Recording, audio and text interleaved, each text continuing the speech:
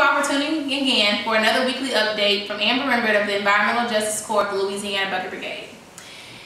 This video will cover 2 weeks of work that has been done by me, and I need a list because I can't remember all of what's been done. So this past week I went on a tour with Darryl Wiley from the Sierra Club, and he took us to the Lower Ninth Ward, Upper and Lower, and also to the Holy Cross neighborhood.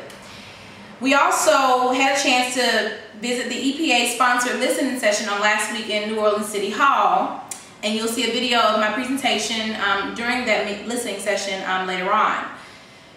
Earlier this week, we also had a chance to survey the Homeville community on the emergency response of Dow's chemical release that was on Tuesday, July 7th. Of my personal work, I also had a chance to complete ExxonMobil's 2007 incident report as well as the analysis. So now if you could take a look at my video from the EPA sponsored listening session presentation. Good evening. My name is Amber Rembert, and I am a representative of the Louisiana Bucket Brigade. I want to thank you all for allowing me to speak this evening. Environmental justice is described as an equal distribution or access to nutritious food, clean air and water, education, safe jobs, and places where persons live, work, and play.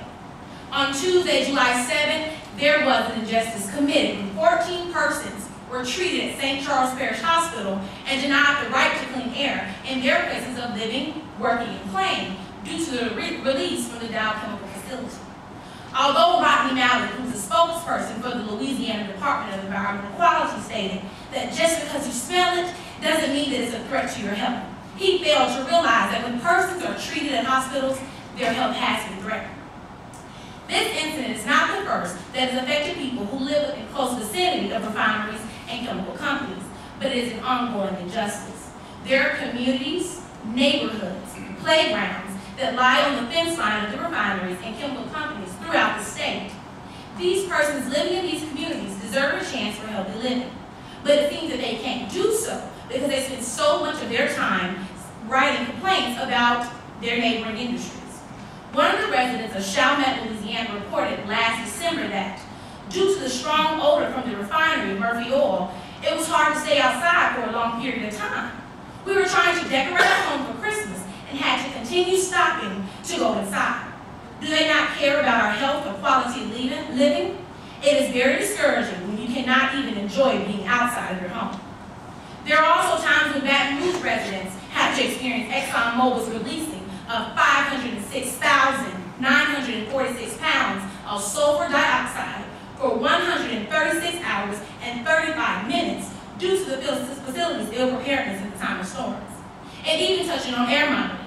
If the bulk of the population is to the east of ExxonMobil, it defies logic to cite air monitors to the north, south, and west of the facility. The point that I raise is this. The people who are surrounded by these industries are being chemically exposed. It's time for these major industries to treat their neighboring residents with some respect and decency. These companies should be required to implement precautionary principles and its practices so that the public's health is not in jeopardy. Thank you. Now that you have seen the presentation and all of what I have done these past 2 weeks, I ask you again to join in next week of my next weekly update. Thank you and have a great day.